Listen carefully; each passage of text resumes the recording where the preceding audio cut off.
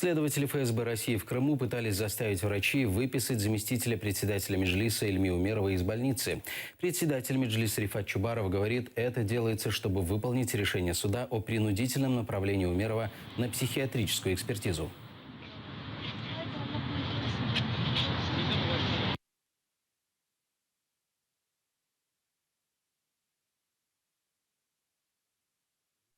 Чтобы его выписали.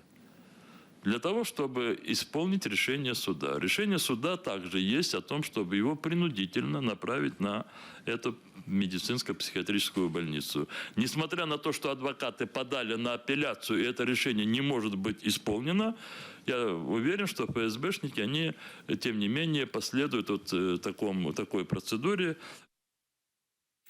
Украинские и зарубежные журналисты, иностранные наблюдатели должны беспрепятственно ездить в Крым. Украина должна разработать механизмы, которые позволили бы им без проблем пересекать админграницу и работать на оккупированной территории. Это прежде всего поможет политзаключенным в аннексированном Крыму, считает адвокат Николай Полозов.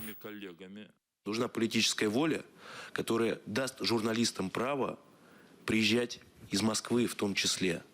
Да, есть возражение, что это оккупированная территория, де-факто мы признаем это. Но подождите, а разве права человека, разве права тех граждан Украины, которые преследуются там сейчас в Крыму, освещение этих репрессий, это не важнее?